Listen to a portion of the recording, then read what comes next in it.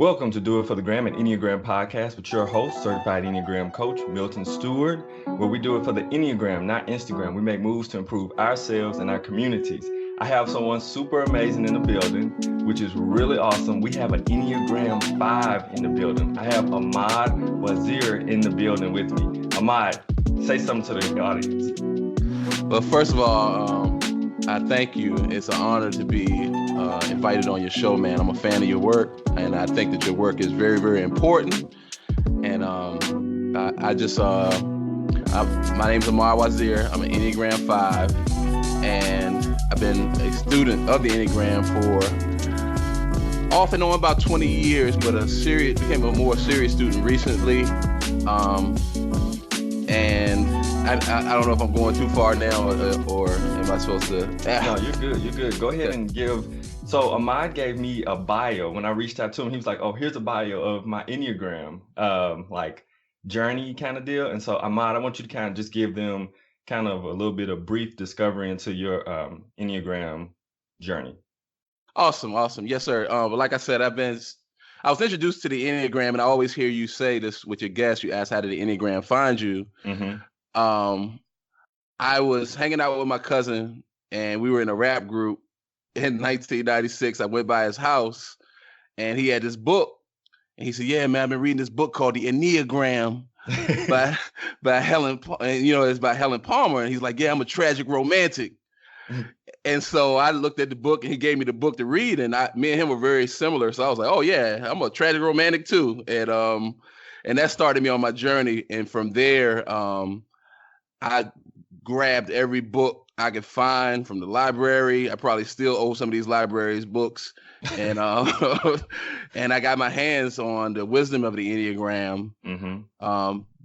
Riso and Hudson, and then I discovered I was a type 5, man. And from there off and on since about 96, man, I've been reading, but I've become a more serious student of the Enneagram recently. I've done a lot of things, and one thing, my wife really is the one who put me on, the serious course. She said, of all the things that you've done, I've done music, I've done poetry, I've done podcasting, but she said the Enneagram is your thing.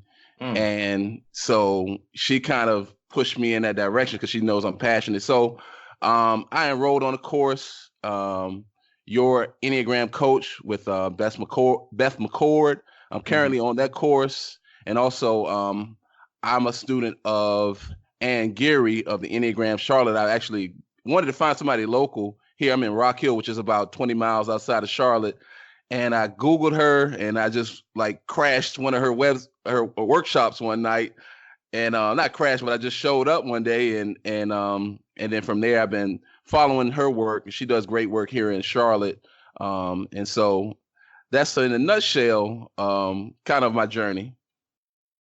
Yeah. Okay, and so I think this is amazing to hear from an Enneagram 5, just because. You went out and you became action oriented. So that leads into this question of how has the Enneagram impacted you as an Enneagram 5? That's a great question. One of the things is, and it's funny you asked this question because I was just answering a question somebody asked on Facebook.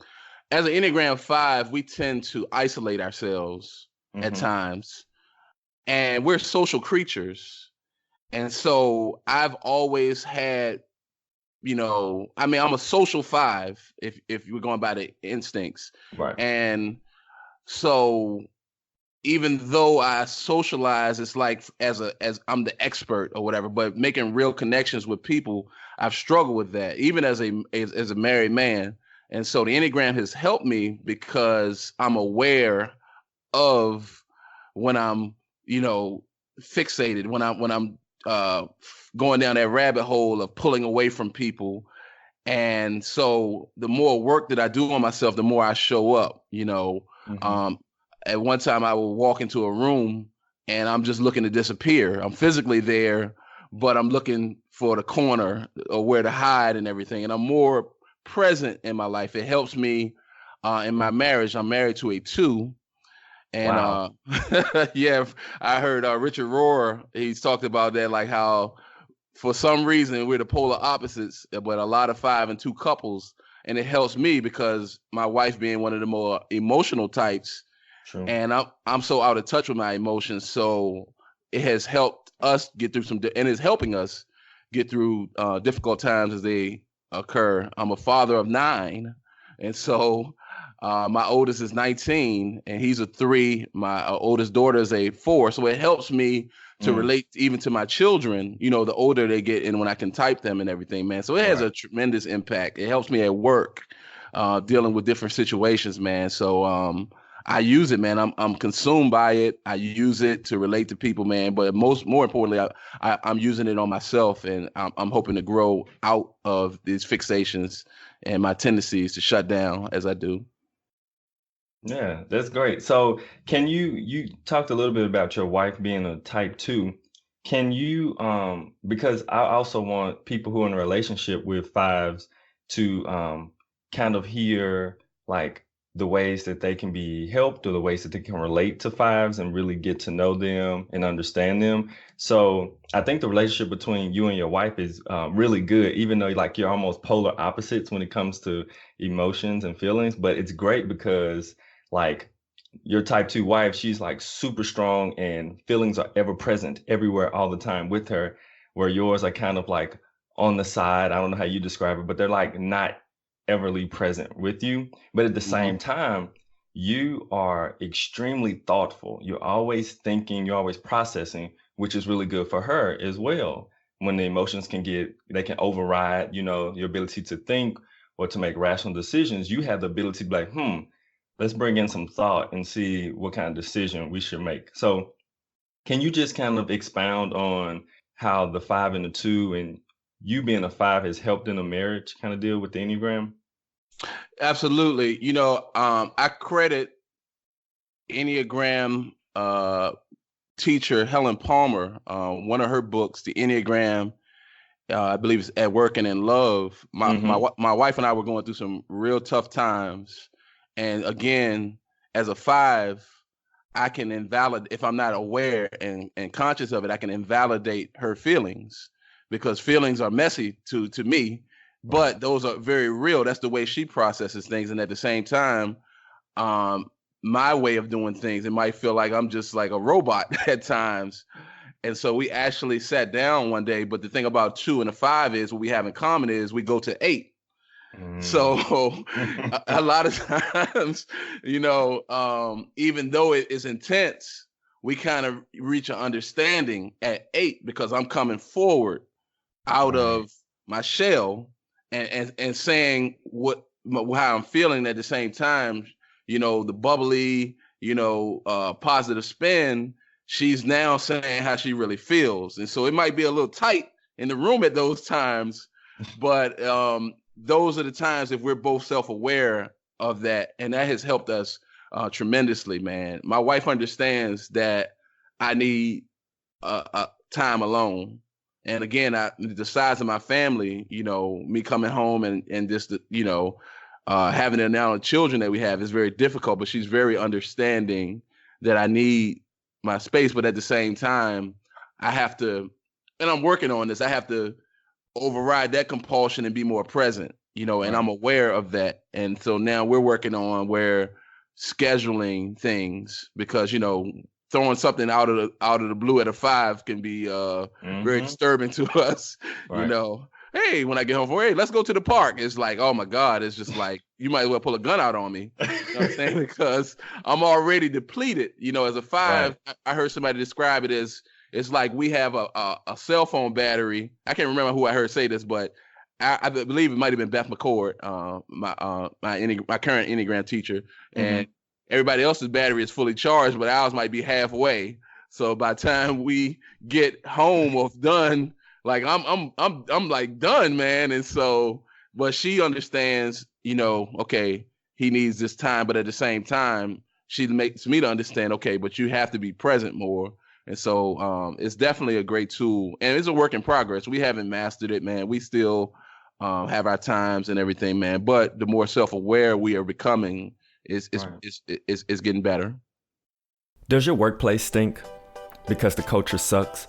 Are you tired of tolerating people and wish you could all work together cohesively? Does the mere idea of going into work give you anxiety? If you said yes to any one of these, you should probably quit your job. But since you're not going to quit your job, you should contact Kaizen Careers. At Kaizen Careers, we are all about improving workplace performance. We use a unique tool called the Enneagram. The Enneagram helps individuals and organizations become more self-aware. That self-awareness lends into helping organizations with communication, conflict management, and leadership development, ultimately turning self-awareness into self-mastery and creating healthy workplace cultures so you can improve your services and bottom lines. Contact Kaizen Careers at KaizenCareers.com or Milton at KaizenCareers.com, or give us a call at 901-334-1644. You spoke on energy level. Can you explain, you kind of mentioned how Beth McCord talks about like the battery being half charged. Can you explain two different things? I got two different ideas here. Can you explain how it feels when a 5 has like their max energy and what that comes from? And can you explain to people how 5s are drained from a daily common encounter, like at work or highly social environments? Can you kind of explain those two? Absolutely. And you just reel me back in if I get off the rails, because Go ahead. One of the things that, and I say that because maximum energy is something that we're passionate about, man. When a 5, I go to these workshops, some of Ann Gary's workshops, and some of the participants will come to me and say, "Oh, my son is a 5, or this person is a 5, or my uncle is a 5. How do I get them engaged?" I said, just ask them a question about something they're passionate about, and you got us. You know, we're gonna talk, and you're gonna draw us out of our shell if it's something that we're interested in. So maximum, even just doing this interview, man, I'm passionate about the Enneagram and something that I love to talk about, something that I love to do. I'm passionate about self-awareness and personal development, you know, about books that help, you know, overcome these things in life. So maximum energy is just, yeah, man, something that I'm very excited about, something that I'm passionate about, you know, in a healthy way. Now, in an unhealthy way, 5 goes to 7. Ooh. Okay. So all of a sudden, and I see myself in action sometimes, man, you know, and I'm thankful for the job that I have now because it forces me to be social. Okay.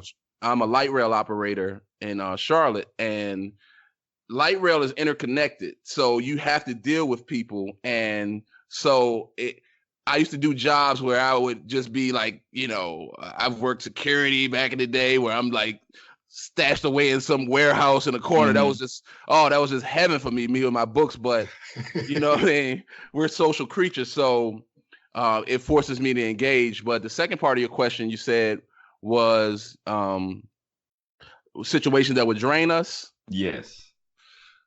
Okay, being around people in a social setting can be draining psychologically, because I think that, and I deal with the scarcity thing, man. A 5, and I can speak for myself, man. I just feel like I don't have enough. If I had $1 million in my pocket right now, I probably would still feel like it's not enough. I don't have enough time. So we're like, we can go into this whole scarcity mindset. And so I you know, I'm in this pose of, and in my job, I actually train other operators and everything. So I'm with them sometimes, you know, they'll send them out with me and they're on the train with me 8 hours all day. And, you know, and it's good. But I'm sharing with them. But when I'm done, I'm drained. I don't have anything, you know. So we can get into this pose as a 5. We do a lot of posing, a lot of social posing as an expert, or as the wise guy, you know, the weird guy, you know, by the river, the wizard or whatever. And but once that's over, it's like, oh, okay. we need time to think about different things. We need time to process our day. And so those examples, man, any type of social setting outside of something that I'm really, really passionate about, man, I'm drained. I'm depleted. Even if it looks like I'm having a good time. Once it's over, man, it's just like I'm heading, for the charger, man. I need to sit back. I'm watching House of Cards. I love House of Cards, so I need to just detach from it or read a book or whatever, man. And just kind of recalibrate. Yeah. And I think it's I don't know. This was just going through my head because I know fives they observe. Their brains like constantly putting things together, looking for patterns. And I wonder if part of it, the draining part, is that because the five brain is working like so much and calculating so much all at the same time, that on top of that, seeing all of this social interaction and all these different arrays of conversation, is that like it's tired because it's doing so much calculation and observing. It's not just letting things go by necessarily. It's like looking for patterns and stuff. I wonder about that. Look at that. So I don't know, like I just. Yeah. It's, when you were saying it, I was thinking, when you look at these cartoons and these guys, they put a force field around themselves. Right. See, fives and eights, and this is just my thing right here. I said fives and eights are very similar. Eights, they attack the room, but a five pulls back. But we're both trying to control the situation. The eight controls it by being assertive. A five pulls back into a defensive posture, and we're observing, but we're trying to control the situation. Don't get it twisted. Like we're really control freaks. You know what I mean? It's just not as outright as an eight, but yeah, man. So I'm perched, over here in this corner, and I'm watching the interaction, and I'm detached. So even I actually had dinner with a good friend of mine, Jason. He's an Enneagram 8, and he was in town the other day, and we sat down and we talked, and I said, yeah, man, because I'm comfortable with you, I'm sitting here and I'm talking to you. I'm right here. But the moment I'm always comfortable around him. He's a good guy. But if he made me uncomfortable, I will be physically here. But there's a part of me, I'm trying to make it sound sense. Even though I'm physically in front of you, mentally, I will just like, it's almost like we leave our body and we're like, watching ourselves. I don't know if and I'm showing my age here. Teenage Mutant Ninja Turtles, I always give this example that there's a character, the brain, his name is Krang. And you remember Krang? I know you're talking about, yeah. He was a brain, but he had this body that he was controlling, but the body really wasn't him. There was a part of him that was detached, but he could get inside of it. Man, that's the perfect illustration of a five, where we can leave that body at any moment, and I'm sitting there and I'm talking right to you, but I'm gone. You know what I'm saying? Right. If I'm made uncomfortable and everything, man. So yes, it's absolutely, man. So my mom's a five, and she talks about that too, where if a situation where she gets uncomfortable, she will go into her brain and she will start thinking about the things she like needs to do next, or where she wants to be, and think different things. Like she'll start processing like, so let me think about what I need to do once I leave this place. Like, yes. If you have a five and you're on a one-on-one, well, your mom is a five, so that's a blessing. So you can connect, but make sure they're there with you, because we can pose, man. We can nod and, oh yeah, that's what's up and all that, but we are like 2,000 miles away from you for real. We go into these, and I think Helen Palmer talks about these poses, man, these social poses.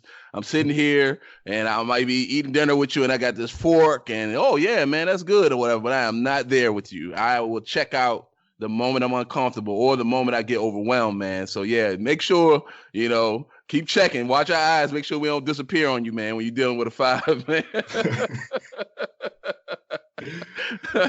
Oh, let's talk about, I was thinking about this the other day, actually. I was talking to a five. I don't know who it was, but I was talking to a five, and you mentioned so much about like when you got excited about the Enneagram, you went out and got loads and loads of books, Yeah. And so as a seven, I do the same thing in one sense. Like I get super excited about something, I would just go buy loads and loads of books of it. But I think here's the difference. like I get excited to get the book, but I am not as excited to necessarily read it completely. Yeah. Whereas I think a 5 is like, I'm finna dig into this book and I'm finna enjoy. Yes. We're going to lock in, you know what I mean? If it's something that we're excited about, we're going to lock in and barricade ourselves to the best of our ability. Now, again, I'm a father of 9. You know, I'm a husband of, it'll be 20 years. So I have a lot of people in my house. And so it's a struggle because once we lock in on something, man, I mean, it doesn't matter what's going on, man. Like, you know, we're fully engaged. So a focus 5 is but I can relate to, you know, when I go to 7 under stress, because here's the other part of it. 5s can get stuck in preparation mode when we have to do something. So I can run out and get 1,000 books, and I go to 7 where I'm not finishing anything. Like, gotcha. I get excited about it. And then, oh my goodness, that's so true. Go ahead. I get excited about it and I'm like, oh man, but what about this book? And oh man, yeah, I need to do this, and then I got to watch this show, and oh man, I want to start Game of Thrones. So yeah, everybody talking about Game of Thrones, I need to do that, and you know, so yeah, I can relate to that, man, when I'm under stress and I'm not, you know, in my right, you know, my right, posture. I'll say it like that, put it lightly, you know. Yeah. No, you're right about that. I promise that is my daily struggle, 100%. And I try to dive into my 5-ness, you know, try to go towards the 5 in order to like really process and get through the books. I'm like, okay, sit down, calm your mind, focus on this one thing. You got this, you know. Hopefully you have found some value in this podcast episode. You can help to keep this podcast going by supporting us on Patreon.com. Patreon.com is a site where you can support content providers. Podcasts are free to listeners, but not free for creators. It actually costs money and definitely time to produce consistent and weekly podcasts. I podcast because I want to reach people and change our community through the Enneagram. If you want to help in that by supporting me, you can go to patreon.com/doitforthegram. That is patreon.com/doitforthegram. So is there I'm thinking about the somatics of when a 5 is intrigued in something and they are diving into researching it and learning about it, and growing knowledge. Is there some type of somatic feeling that they have? Like when I get super excited about something, like there's a somatic feeling, not only in my head, but like in my body, like, oh yeah, like this is great. Is there some type of like when a 5 is taking in like really interesting information? It's funny, man, because I haven't read this book in years, but I keep going back to Helen Palmer's The Enneagram and Working in Love, because she talks about a 5 and she talks about the avarice, where there's a intense need to possess something. Right. You know, if there's something I really want, then all of a sudden the 5 who doesn't have needs, or at least we're in denial of our needs, yeah, it's like it's running through our whole being. So if there's a book that I want to get, and I keep referring to books or whatever, but it don't have to be books. Right. But if it's something that I really want, yeah, it just takes over my whole being. Like I can totally, until I get it. And that avarice, man, that need to possess. Okay, because psychologically, I feel like, okay, once I get this book, that's going to solve everything in my life. I mean, that's how it comes off. Like, right. Okay, or once I do this thing or see this movie or something, it could be a snack that I want, something. Oh man, they got this particular cheesecake. It's something brand new. Mm-hmm. Oh, once I get that, I'm thinking about it all day long, and it's just like taking over me. And then once I get it, and it's funny because all of a sudden the 5 who pulls back and doesn't have so much, we tell ourselves we don't have needs. All of a sudden, man, we're just the total opposite. We're just like just converging on this one thing, and right. And until we get it, and then I guess we can relate like a 7, like, oh man, okay, now I got it. Now what? Yep. So yeah, So it's I mean, from my head to just just locking in, man. I'm totally locked in on something, when I want to do it. Can I ask you a question? Go ahead. What is going to a 5? And you mentioned it earlier, you started touching on it. What is, and I've been curious about this. When you go to a 5 as a 7, man, what does that look like? It definitely looks like, first of all, I slow down. So I slow down the things that I'm doing and the way that I start to think and process. So I did this the other day, I think literally yesterday, because my head was completely jumbled with tons of stuff. And so what I did is I took this notebook and because I bullet journal, if sevens haven't found how to bullet journal or anyone listen to the Enneagram, it's great for being able to have organization and structure, but not too much to you bought something that's too structured for you. So it's a good balance.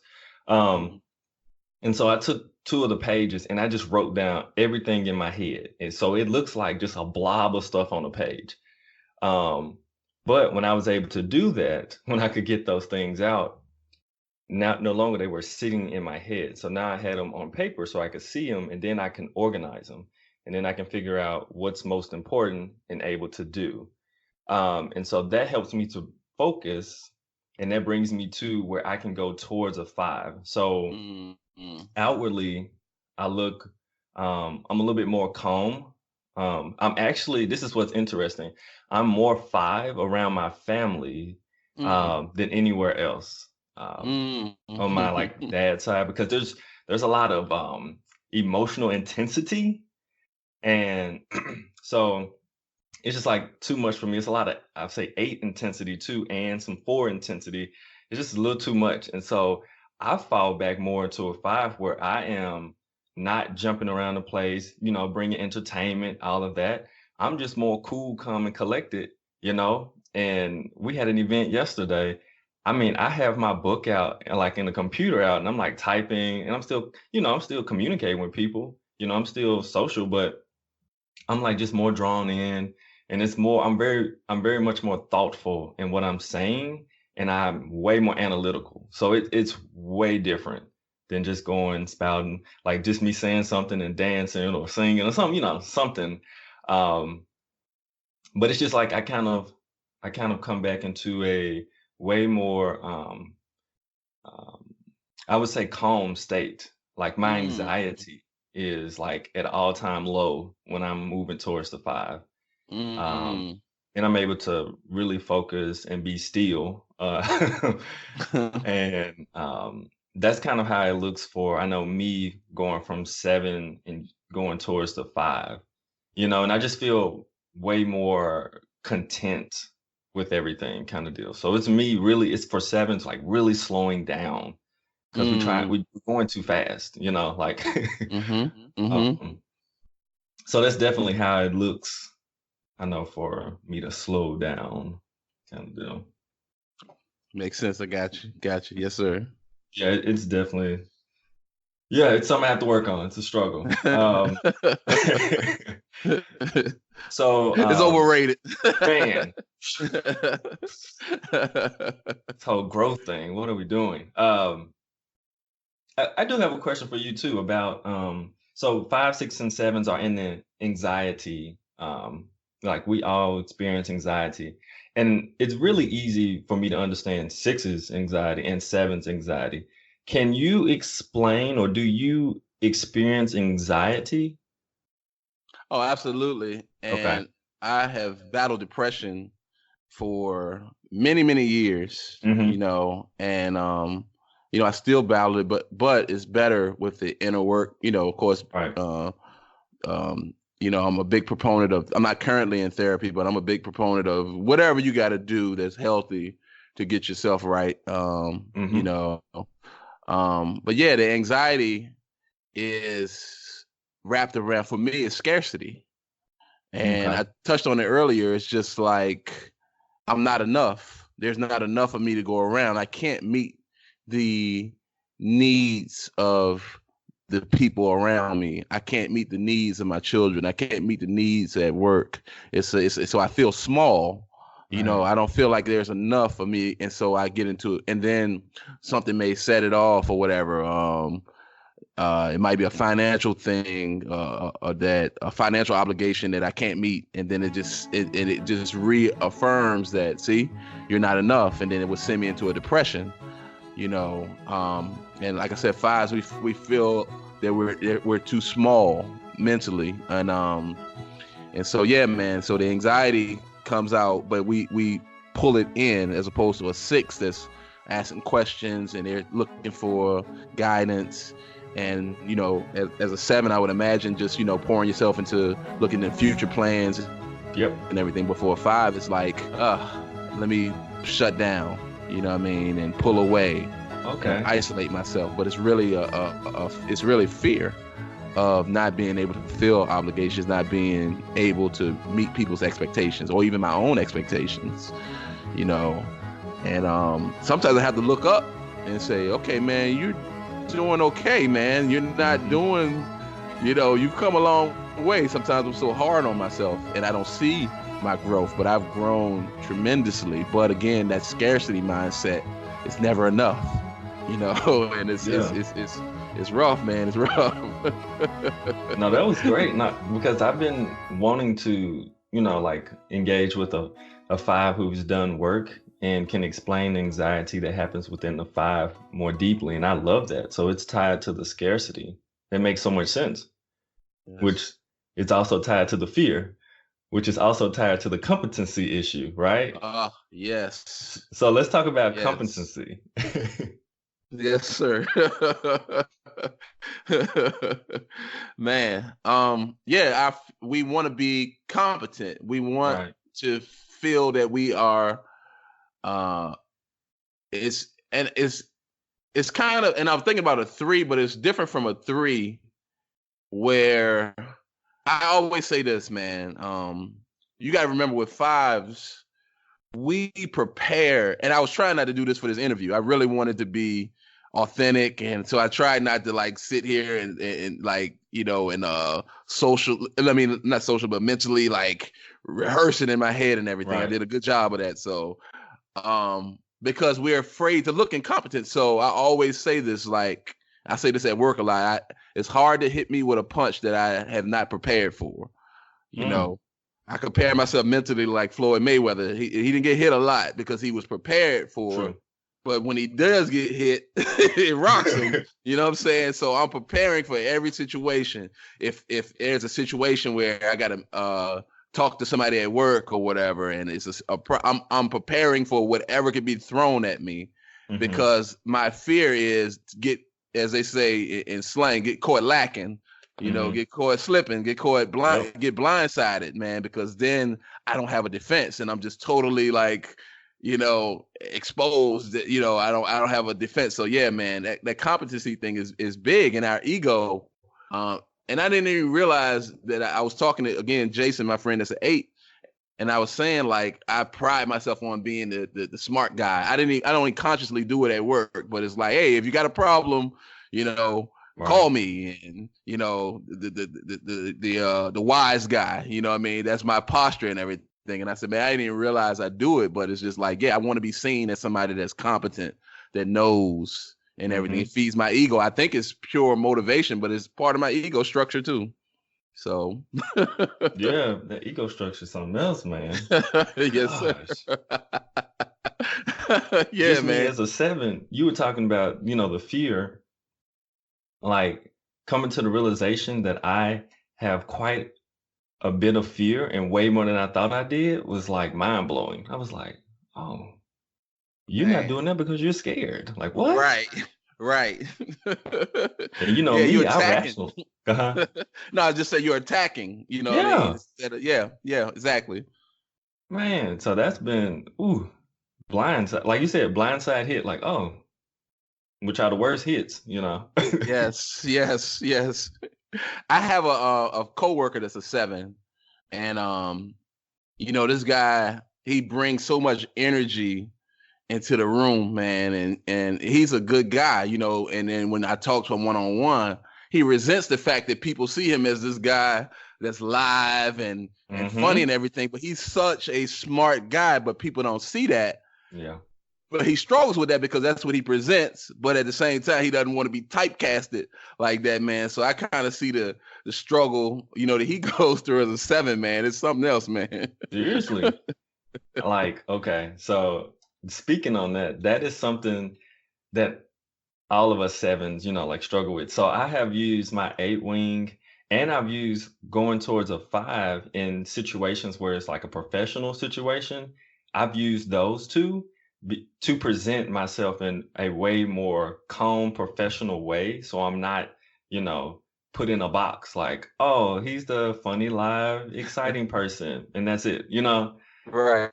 So I understand his struggle 110% because that is something throughout life I have struggled with, but all right, well, is there any last words that you have, or either how people can reach you, if you want them to reach you, and that type of information? I appreciate the disclaimer, okay, he's a 5, he might not want to reach him, Yep. I'm Ahmad Wazir, man. You can find me on Facebook. I'm working on some things now, so I have, but in the future. But I'm on Facebook. I'm on Instagram. And no, just I encourage those who are listening, man, to continue to work. To work on self, and even those who are students of the Enneagram to continue to work and not make it a religion where we just show up and we're not actually doing the inner work or whatever. We're trying to save everybody else and not ourselves, man. But just to continue to self-work, continue to read things and better ourselves, man. And no, man, I thank you, man. It's an honor. It's a pleasure, man. And I thank you for having me on. Appreciate it. Thank you. This is absolutely great. Probably have to have you on a future episode. All right, so I'm going to wrap it up. All right, so that's all we have for this episode. Thank you so much for listening. Please rate, subscribe, and share. That is rate, which helps others find the show. Subscribe to get the latest and greatest episodes, and share if you feel this information can benefit someone you know. If you need personal life coaching or career coaching through the use of the Enneagram, you can do it through my organization, Kaizen Careers Coaching and Consulting, LLC. You can contact Kaizen at kaizencareers.com or Milton at kaizencareers.com or 901-334-1644. Also, if you would like to be a Patreon supporter like Isidore from Canada, you can go to patreon.com, do it for the gram. The Patreon community has more access to exclusive content, merchandise, and input on the podcast. Last thing, if you go to doitforthegrampodcast.com and subscribe, you can receive a free gift. It's a PDF of each number. You can also read some really good blog posts from different numbers. And if you're a 5 and you're feeling like you want to be reclusive in a space where you shouldn't be, pause, make a better choice, and do it for the gram, the Enneagram, of course. Thanks for listening.